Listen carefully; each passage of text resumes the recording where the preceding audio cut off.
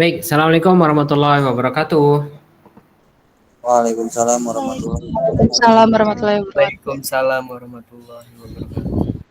Ya, kita akan masuki pekan ke-5 ya di mata kuliah Fundamental of Information System ya. Di mana di pekan ke-5 ini kita akan membahas tentang Big Data. Di pekan lalu kita sudah membahas tentang database system ya. Nah, di pekan ini kita akan coba membahas tentang yang namanya Big Data gitu.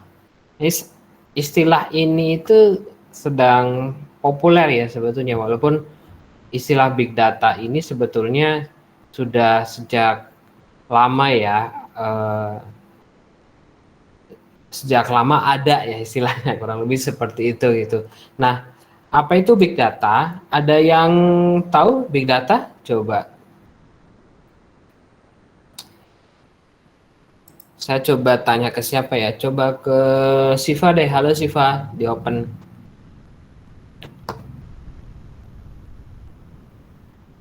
Halo Siva. Iya Pak. Siva, gini sih, menurut Siva, kalau ukuran disebut Big Data, itu ukurannya berapa? Kalau nggak gini simpelnya deh, ukuran harddisknya Siva berapa? Punya laptop kan? Punya harddisk nggak? Ada.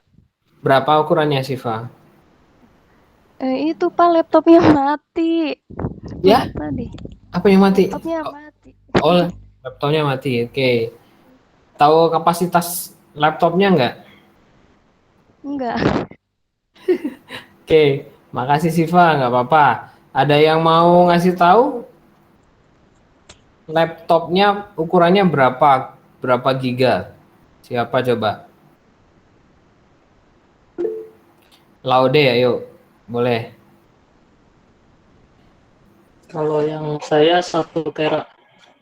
1 tera. Laude, kalau 1 tera itu kira-kira bisa nyimpen berapa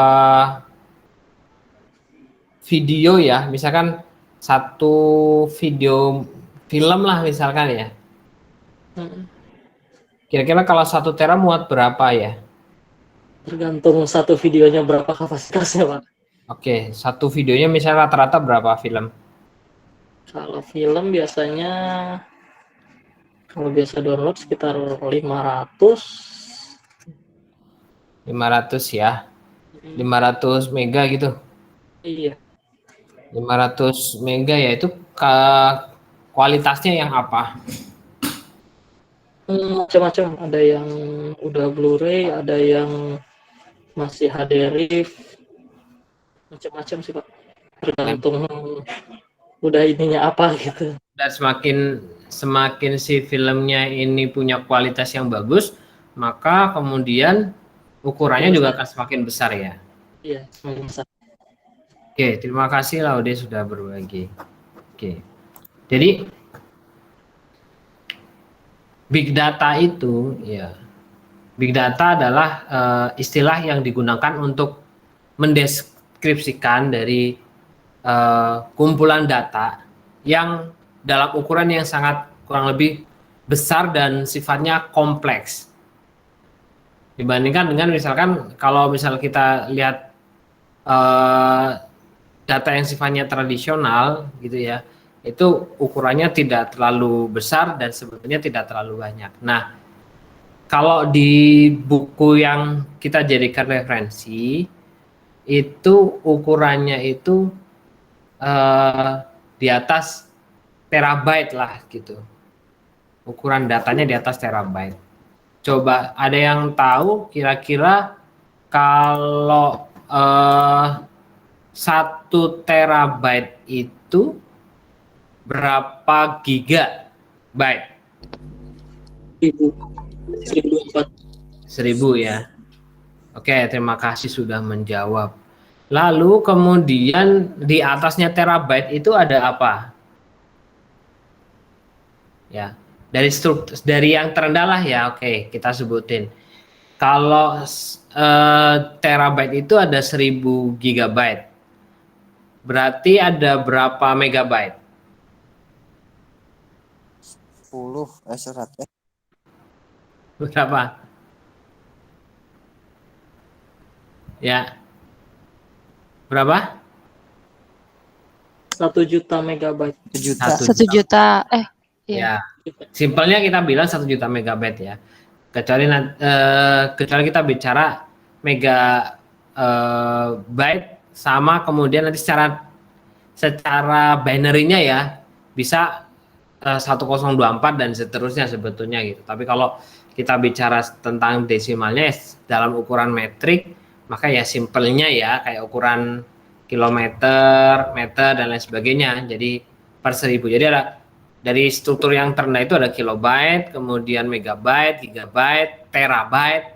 Biasanya terabyte ada petabyte, terus exabyte, zettabyte, sampai yottabyte. Kalau udah yottabyte udah berapa giga berarti datanya. Nah, di karakteristik dari si big data itu adalah yang pertama volume ya atau banyaknya gitu. Jadi di tahun 2014 saja ya di dunia digital itu ada 4,4 zettabyte datanya nih. 4,4 zettabyte. Ya, oke. Ya. Kira-kira kalau 4,4 zettabyte itu ya jadi akan meningkat di tahun ini ya, di tahun ini itu diprediksi sekitar 44 zettabyte. Tadi kalau yang menyimak 1 zettabyte itu berapa tera? Yuk, ada yang mau jawab? 1 zettabyte berapa tera?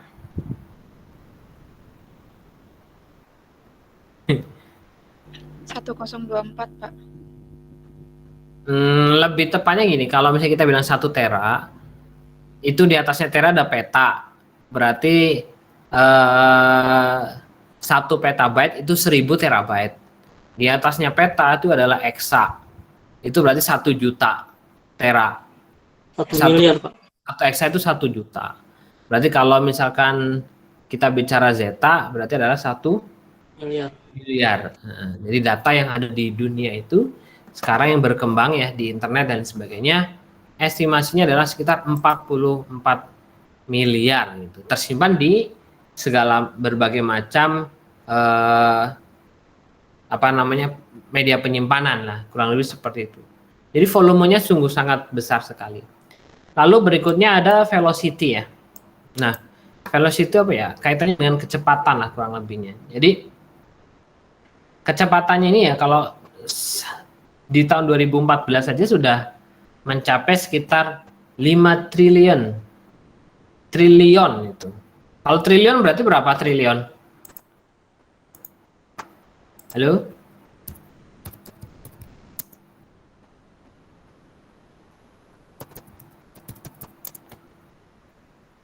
Ya. Triliun berarti berapa? Kan ada million, billion, terus kemudian trillion. Kurang lebih seperti itu ya lah ya. Jadi kalau kita bayangkan kalau ada 5 trillion bits data per second, jadi sekarang per secondnya itu setiap kali data beredar di internet itu akan membutuhkan namanya velocity yang sangat sangat besar lah, kurang lebihnya seperti itu. Lalu ada lagi adalah variety ya. Jadi kalau variety itu keanekaragaman lah kalau bahasa Indonesianya gitu. Jadi beraneka ragam ya, dari mulai yang terstruktur kemudian sampai ke data-data yang sifatnya tradisional. Nah, di beberapa waktu yang lalu Anda ingat ya, mungkin Anda merasakan ya, atau 2 hari yang lalu ya, ada WhatsApp, kemudian ada Facebook dan Instagram itu down. Coba yang merasakan coba angkat tangan semua. Ya, hampir semua merasakan ya. Merasakan bahwa Instagram down. Nah, Anda bayangkan berapa data yang sebetulnya sudah tersimpan di platform sosial media tersebut. Datanya sangat besar sekali tentunya. Nah, kita lihat source-nya ya atau sumber datanya dari big data. Sebentar saya ambil air dulu, maaf.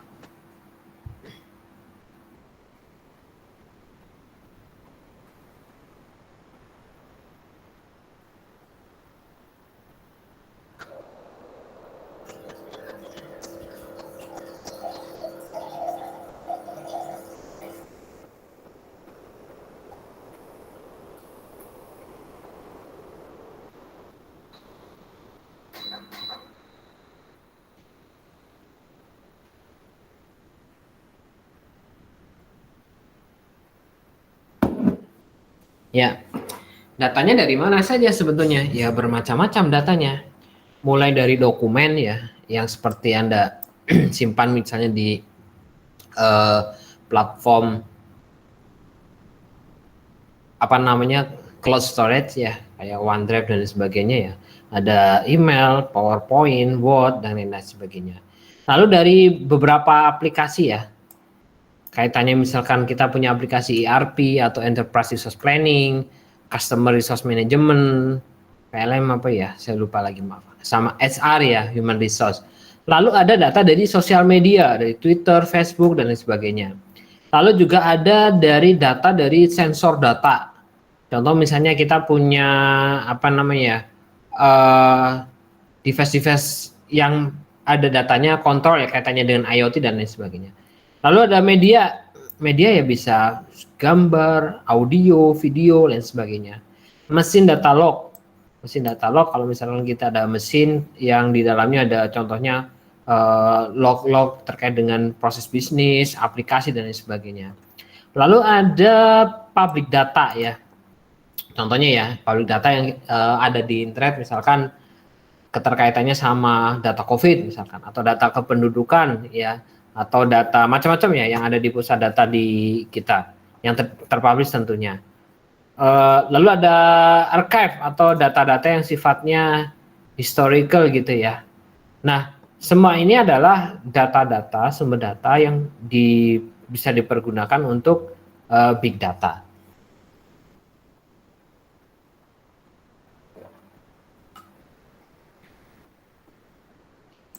Lalu kemudian ini ada beberapa penyedia ya atau data source gitu ya. Penyedia untuk data, silakan Anda bisa akses ya. Di Indonesia juga sebetulnya ada beberapa ya seperti dari mana ya. Kalau Anda mau cari sumber-sumber data itu ada data apa ya? Sebetulnya yang sifatnya umum kemudian Anda bisa akses gitu ya. Contoh misalkan ada data.go.id misalkan.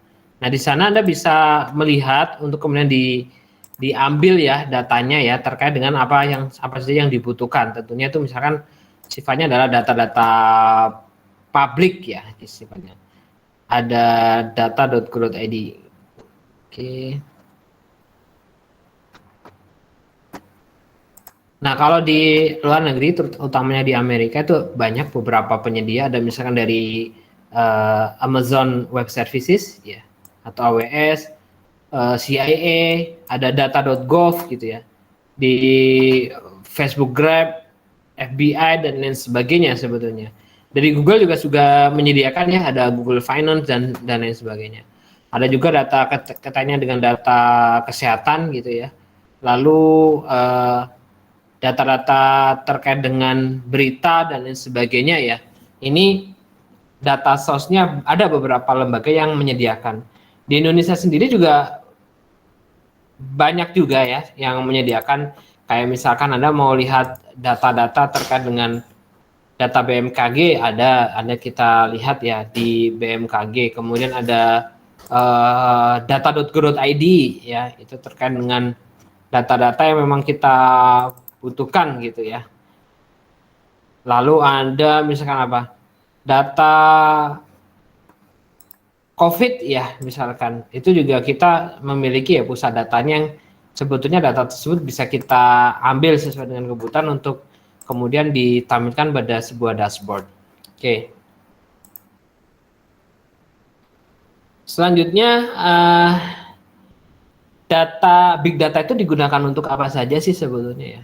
Jadi ini ada beberapa contoh bagaimana organisasi itu kemudian menggunakan ya big data untuk melakukan perbaikan ya, baik misalkan operasional dalam kesehariannya, perencanaan maupun juga untuk decision making atau pengambilan keputusan. Contoh misalkan ada retail organization ya. Retail organization kayak misalnya kita penjualan ya. Nah, kita itu bisa melakukan proses monitoring di social network ya. Baik di Facebook, Google, LinkedIn dan lain sebagainya. Jadi ada beberapa penyedia ya, penyedia jasa misalkan namanya social media analytic ya. Social media analytic tool yang akan menganalisis gitu ya, menganalisis apa sih yang lagi rame di Facebook, apa yang lagi rame di Twitter, terus seberapa terkenalkah produk kita dan lain sebagainya, apakah ada opini negatif dan lain sebagainya. Karena di dalamnya di sosial media ini kemudian bisa diambil datanya ya, karena memang big data dan di situ tempat orang untuk misalkan beropini dan lain sebagainya.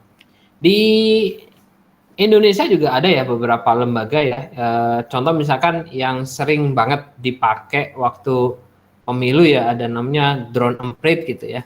Dia bisa melakukan analytical terhadap percakapan di Twitter misalkan. Ini yang lagi rame apa gitu dan seterusnya. Lalu di advertising and marketing, dia bisa mengetahui ya apakah si customer itu tertarik terhadap hal-hal apa gitu kurang lebihnya. Misalkan mau ada promo penjualan A, B, C itu. Seperti hanya misalkan ya kita bisa diambil data cookies-nya gitu ya. Anda kan suka lihat ketika misalkan Anda sering men-searching misalkan handphone, maka kemudian di browser Anda ketika ada pop-up iklan itu akan lebih sering diarahkan kepada pencarian handphone terlebih dahulu gitu. Karena dia sudah membaca apa yang lagi sedang kita cari dan seterusnya. Lalu ada di sisi kesehatan ya sebetulnya. Nah, kesehatan juga kemudian dengan big data itu kita bisa melihat gitu ya, menganalisis gitu ya data-data medical, contohnya dalam satu wilayah ya. Contoh simpel sekarang yang sedang data COVID gitu ya, dengan adanya big data ya, dengan data tersimpan di beberapa server, dianalisis dan sebagainya, kemudian bisa dimanfaatkan. Lalu ada customer product companies ya, jadi untuk monitor sosial media dan sebagainya. Lalu ada financial service ya, kita bisa mengidentifikasi customer yang dibutuhkan untuk yang sekira-kiranya bisa menarik atau yang membuat customer puas itu seperti apa ya. Jadi kita bisa memberikan saran-saran terkait dengan finansial. Lalu ada manufaktur ya misalkan. Dari sisi manufaktur kita bisa lihat ya apakah kemudian contoh misalkan equipment kita itu ada kendala atau tidak. Kemudian dari log-log ya tentunya ngambil dari log atau misalnya sebuah mesin ada pencatatannya jam sekian trouble atau jam sekian ada masalah dan seterusnya. Nah, data-data ini kemudian dianalisis untuk kemudian memberikan judgement bahwa perlu kiranya untuk dilakukan perbaikan atau tidak. Oke.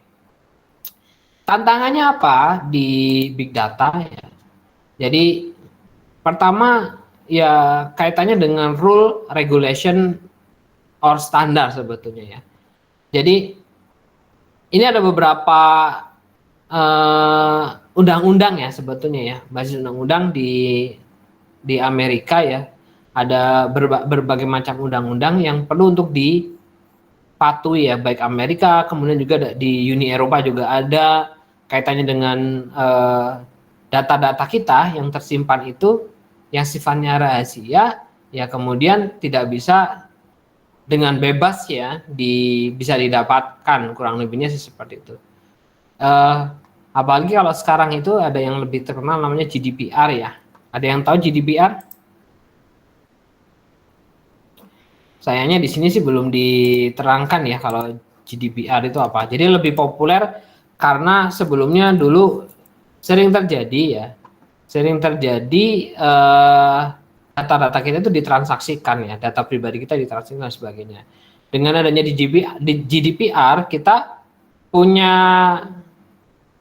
apa namanya, bisa menjamin lah kurang lebih agar data kita itu kemudian tidak dibagikan dan kemudian menghasilkan sebuah keuntungan finansial ya. Tentunya bukan data-data yang sifatnya umum ya, data-data yang sifatnya pribadi, tapi adalah keterkaitannya misalkan ya data-data kependudukan, kemudian transaksi keuangan dan lain sebagainya. Itu ada GDPR, namanya General Data Protection Regulation ya. General Data Protection Regulation. Nah, itu. Nah, lalu dengan tantangan ini sebetulnya ya perlu kemudian dari pengembang big data agar mematuhi aturan-aturan yang sudah berlaku. Oke. Lanjut ke data management ya. Nah, di data management ini ada dua istilah ya. Pertama data management, kemudian ada data governance ya. Kalau data management kaitannya dengan pengaturan terhadap data, kalau data governance itu adalah tata kelolanya ya, agak sedikit berbeda ya data management dengan data governance. Nah, di data management ya, itu ini ada sebuah asosiasi ya, namanya DAMA, Data Management Association. Jadi dia mengidentifikasikan ada 10 fungsi-fungsi dasar terkait dengan data management. Apa saja? Ada data development atau pengembangan data ya. Kemudian ada database operation management ya, terkaitannya dengan database. Kemudian security ya atau keamanannya. Reference and master data management, data warehousing, document and content management, metadata management, data quality management, dan data arsitektur manajemen ya. Ini perlu untuk kemudian dipahami. Di dalam big data juga terkait dengan data manajemen itu ada namanya data steward ya. Data steward ini adalah orang-orang yang bertanggung jawab untuk melakukan manajemen terhadap data-data kritikal ya. Termasuk di dalamnya mengidentifikasi, kemudian mengambil sebuah data source yang baru ya, membuat, maintenance ya, terkait dengan data-data referensi dan seterusnya gitu. Lalu ada data lifecycle management. Nah, data lifecycle management adalah policy-nya ya atau aturan-aturannya ya terkait untuk memanage sebuah enterprise data. Jadi data steward adalah orang-orang yang bertanggung jawabnya, data lifecycle management adalah aturan-aturannya. Lalu ada big data lifecycle ya. Jadi big data lifecycle ini atau siklus hidup gitu ya bahasanya. Big data itu mulai dari mendefine kebutuhan data, mengevaluasi sumber-sumber alternatif, mengambil data, menyimpan data, mempublish data, mengakses dan menggunakan, mengevaluasi, dan kemudian terakhir adalah archiving ya atau kemudian mendiscard juga. Jadi kurang lebih seperti ini ya, dari mendefine data, kebutuhan datanya, lalu mengevaluasi sumber-sumber alternatif, pengambilan datanya, penyimpanan data, lalu mempublish data, kemudian bagaimana cara akses datanya, mengevaluasi terhadap big data yang ada, lalu berikutnya setelah digunakan apakah dia akan disimpan atau kemudian dihapus.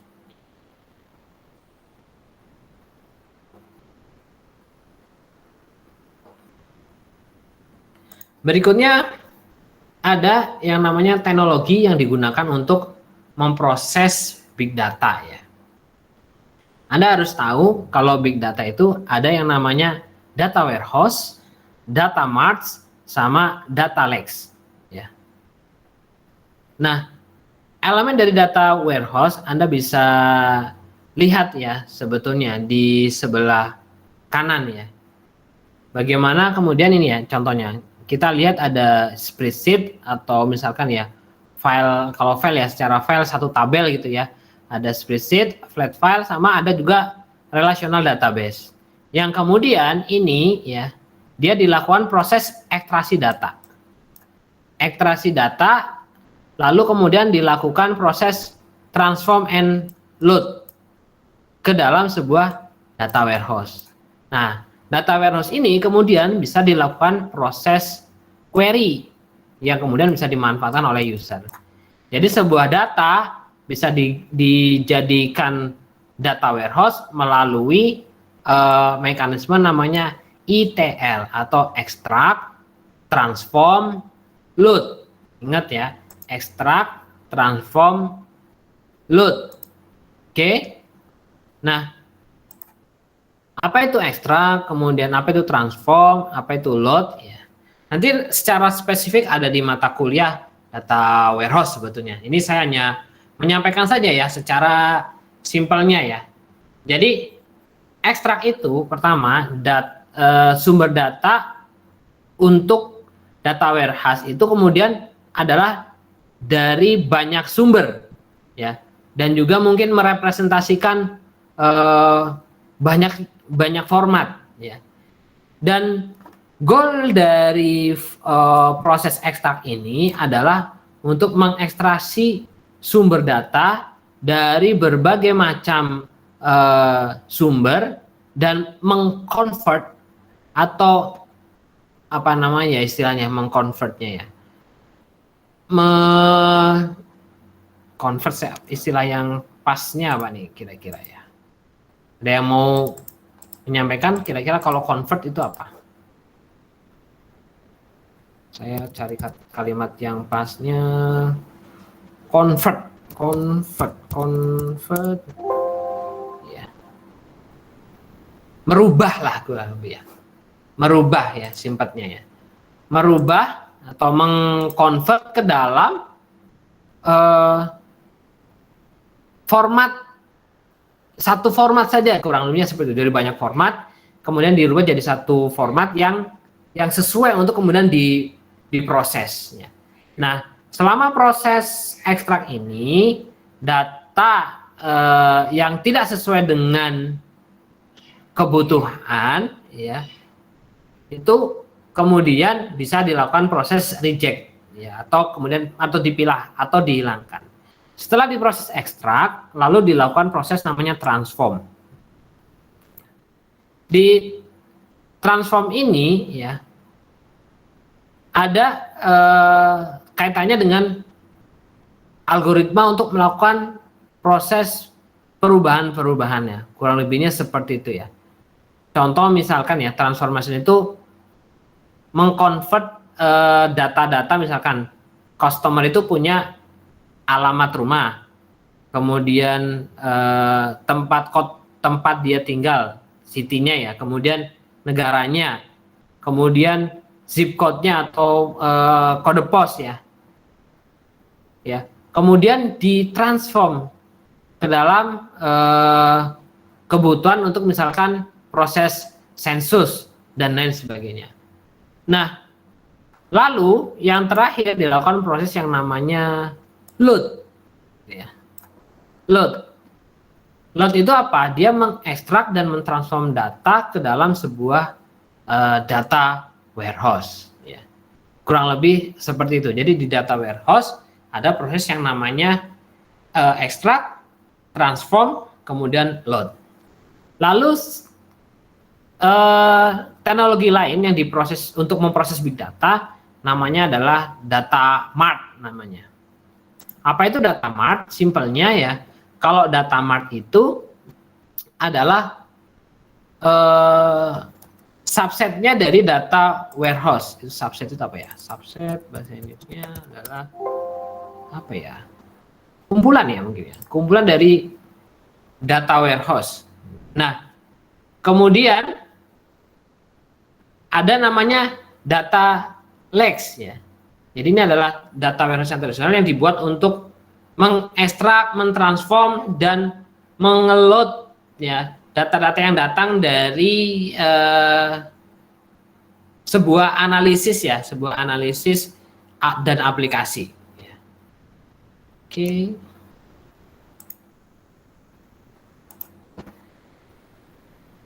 Nah, Selain itu ya, ada beberapa yang perlu Anda ketahui terkait dengan teknologi ya yang digunakan di big data, yaitu yang namanya adalah NoSQL database. Jadi ada istilahnya NoSQL database. Ini adalah cara ya untuk menyimpan dan kemudian mengambil data yang dimodelkan menggunakan kaitannya apa ya? Database yang sifatnya dua dimensi ya. Dua dimensi. Ya. Ini ada beberapa aplikasi ya sebetulnya ya. Ada HyperDex, ada Couchbase Server, Oracle NoSQL database dan lain sebagainya. Jadi ini adalah bentuk-bentuk ya terkait dengan pemrosesan big data karena kemudian tidak menggunakan penggunaan database yang sifatnya tradisional. Lalu ada namanya Hadoop ya. Ini ada Hadoop. Hadoop ini adalah kerangka kerja open source ya. Yang di dalamnya terdapat beberapa modul-modul software ya yang bisa menyediakan memproses data yang sifatnya besar gitu ya. Nah, ini ada Hadoop Distributor File System dan juga ada MapReduce Program. Kalau dilihat environment-nya, kalau kita lihat Hadoop ya, kita bisa lihat ya, dia akan menghubungkan dengan antara ada data mart, kemudian ada data host ya. Kemudian kita punya klasternya Hadoop ya, yang dia bisa mensinergikan berbagai macam data ya, baik dari misalkan external source, dari data Facebook dan lain sebagainya. Oke. Teknologi lain yang digunakan untuk memproses big data juga ada namanya in-memory database. Jadi ini adalah database management system yang menyimpan ya database-nya di dalam RAM sehingga prosesnya akan lebih cepat. Apa saja? Kalau penyedianya ya ada Altibase, Oracle, SAP sama Software AG. Kalau yang mungkin sedang dikembangkan saat ini ya di kantor saya itu ada namanya SAP HANA atau High Performance Analytic Appliance. Ya. Itu yang menggunakan Anda bisa lihat di kanan ada eBay, Colgate ya untuk SAP. Oracle itu ada Timestamp, Altibase ada HDB, ada kemudian di Software AG itu ada Terakota Big Memory. Ya. In-memory database ini adalah DBMS ya. Kemarin kita sudah ceritakan juga ada database management system kayak misalkan Microsoft SQL Server, kemudian ada apa namanya MySQL Server dan lain sebagainya yang sifatnya tradisional. Kalau untuk yang big data dia bisa menggunakan namanya in-memory database, Hadoop, kemudian NoSQL database dan lain sebagainya. Oke, itu kurang lebih yang bisa disampaikan pada kesempatan malam hari ini. Silakan apabila ada pertanyaan.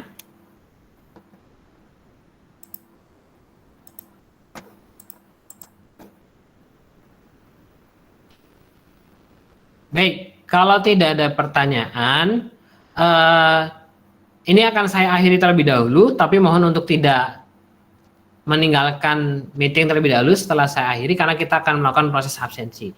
Baik, terima kasih atas perhatiannya. Saya akhiri. Billahi taufiq wal hidayah. Assalamualaikum warahmatullahi wabarakatuh. Waalaikumsalam warahmatullahi wabarakatuh.